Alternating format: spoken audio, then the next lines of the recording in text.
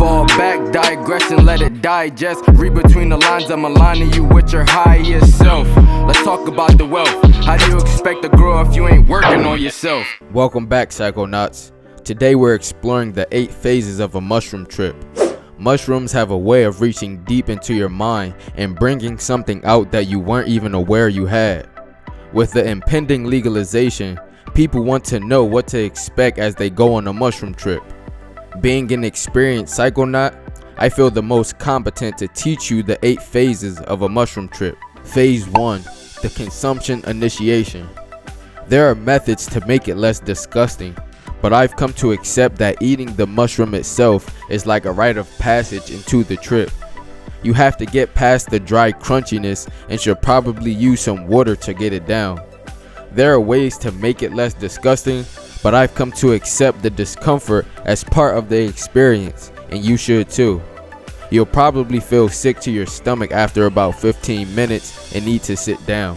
This anticipation will grow in your mind because no one is ever truly prepared for what will happen when the effects of mushrooms kick in. Phase 2, initial sensations.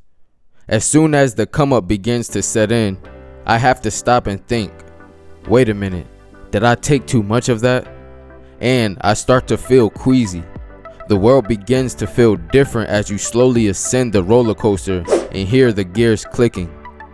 This is typically not the best part of the process, but I believe that it is only because your stomach doesn't like what it is being fed very much.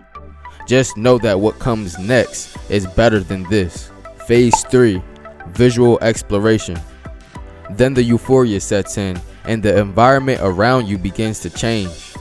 At this point, everything feels good, and the fact that you went through the initially uncomfortably unpleasant phase of coming into it only makes it more satisfying.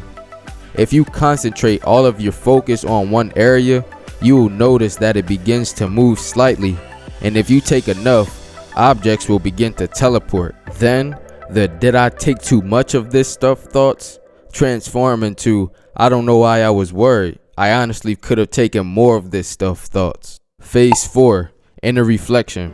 I remember one time when I was in this phase, I was watching a cat walk around, but the cat kept being in one place and then the next in an instant.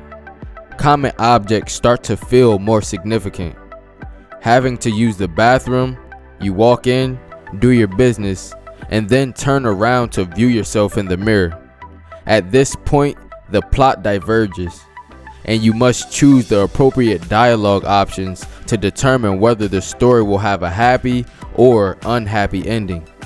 You stare at yourself in the face, but you don't look the same. This is either scary, which leads to a bad outcome, or funny, which leads to a good outcome. Your surroundings and the people you are around will determine how things will turn out, so you better have made a wise decision. Phase 5, cognitive journeys. Do you remember how before everything began to feel significant? Now, it's the opposite of that, and the relationships you make with things begin to break apart, and you see things for what they merely are, just objects. Think of a couch. It's comfortable, you sit on it, and you have a good relationship with this thing that your mind has created through all of the positive experience that you had with it in the past. However, when those experiences are gone, you see the couch as nothing more than an object with a shape. You begin to see yourself in a similar way as all of your preconceived notions about who and what you are begin to crumble. Phase 6, silencing the mind. You've probably gotten pretty deep into your thoughts and you're probably looking around for any kind of meaning you can find, but there's nothing there. So you realize, hey, there's nothing. And then you're forced into the present and realize that being in the here and now is pretty fun. And there's really no reason to think about this any further because it just causes you unnecessary pain. Phase 7, joyful exploration. You'll pretty much have fun doing whatever you want to do, but this time it seems like a weight has been lifted off of your body. Savor delicious foods, be in nature, or have fun playing video games. Whatever you do, you'll be so engrossed in the present moment that everything will seem brand new to you. Phase 8, the culmination. After the effects wear off, you continue to feel the excitement. The high becomes real, and you feel like you've gotten something worthwhile out of the mushrooms and gotten through something that makes you feel like the world has been given a fresh start. You want to grab the world by the neck and tell it that you're not messing around any longer. And in my experience, this excitement for facing life's challenges lasts for months, not just a few days.